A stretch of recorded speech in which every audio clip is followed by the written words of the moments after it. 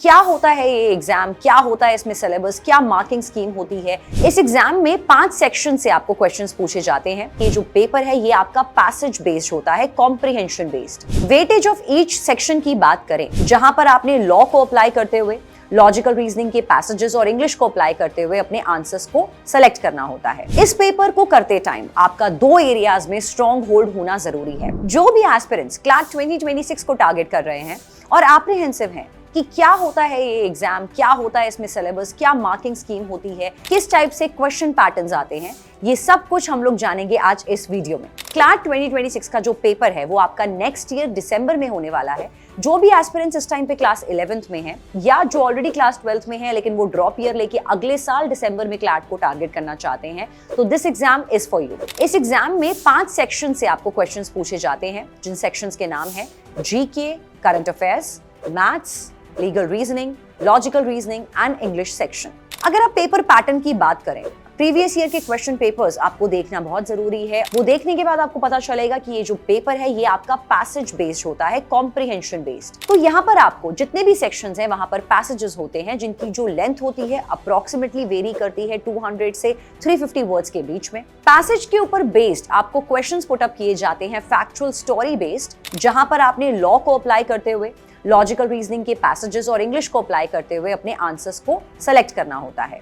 Weightage of each section की बात करें तो यहाँ पर जो आपका जीके और लीगल रीजनिंग का सेक्शन है वो हाईएस्ट वेटेज का आता है। अप्रोक्सीमेटली 28 से 32 क्वेश्चंस आपसे पूछे जाते हैं और हर क्वेश्चन अपने साथ 1 मार्क कैरी करके आता है। Logical reasoning and English reasoning के सेक्शंस में 23 से 25 क्वेश्चंस आते हैं, जिसमें मार्किंग्स होती है 23 से 25 मार्क्स। क्यूटी मैथ सेक्शन की बात करें तो ये 10 to 12 क्वेश्चंस लेके आता है, that means 10 to 12 marks.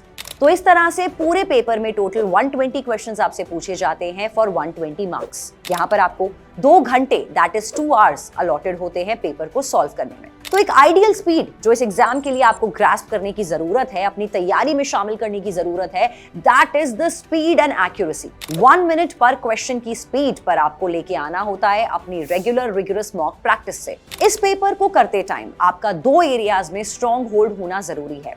Number 1 English language, number 2 reading capacity. क्योंकि ये पेपर प्रिडोमिनेटली इंग्लिश लैंग्वेज में है तो एक इंग्लिश लैंग्वेज पर आपका ठीक ठाक कमांड, एक डिसेंट कमांड होना जरूरी है। ऐसा नहीं कि बहुत ही नेक्स्ट लेवल इंग्लिश होनी चाहिए, एक डिसेंट कमांड इस लैंग्वेज पर आपका होना चाहिए। बात करें अगर रीडिंग स्पीड की तो एक ऑप्टिमम रीडिंग स्पीड होनी चाहिए, क्योंकि ये वाले जो पेपर है ये सेक्शन में आपको मोस्टली पैसेजेस गिवन होते हैं। तो एक ऑप्टिमम स्पीड पर आना होता है विद द प्रैक्टिस, जहां पर आप क्विकली पैसेजेस को समझ पाएं एंड अकॉर्डिंगली क्वेश्चंस को सॉल्व कर पाएं। तो अगर आप क्लैट 26 की तैयारी करना चाहते हैं तो इन चीजों का आपको खास ध्यान रखना होगा। नंबर 1 एक डिसेंट ऑप्टिमम रीडिंग स्पीड को लेना है।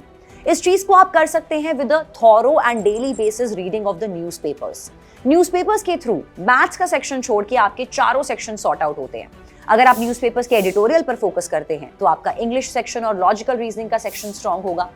अगर आप न्यूज़पेपर को थॉरोली ग्रास्प करते हैं तो आपका जीके का सेक्शन सॉल्व होगा। करंट लीगल न्यूज से अगर आप अपडेटेड रहते हैं तो आपका लीगल रीजनिंग का मिसलेनियस लॉस भी कवर हो जाता है। मैथ्स का सेक्शन यहाँ पर अक्सर बच्चे हवा मानते हैं, सोचते हैं कि मैथ्स हमसे नहीं होगा, तो घबराने की जरूरत नहीं है, क्योंकि जो आपकी क्लास 8 तक का एप्लीकेशन बेस्ड मैथ्स है वही आपसे इस पेपर में पूछा जाता है। क्रिटिकल रीजनिंग, लॉजिकल रीजनिंग का सेक्शन थोड़ा सा नया होता है। यहाँ पर बच्चों को शुरू में दिक्कत आती है, पर रिगरस प्रैक्टिस से, रेगुलर लेक्चर्स को अटेंड करके, कॉन्सेप्ट क्लैरिटी को बिल्ड करके और टेक्निक समझकर आप इस लॉजिकल रीजनिंग के सेक्शन में भी एस कर सकते हैं। तो यही था कुछ ज्ञान क्लैट 26 को लेके।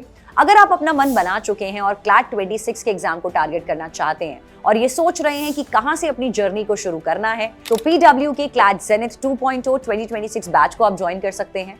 साथ ही आपके पास ऑप्शन है क्लैट जेनिथ प्रो 2026 बैच को ज्वाइन करना, जिससे आपकी क्लैट एग्जाम की तैयारी में PW आपके साथ जुड़ा रहेगा।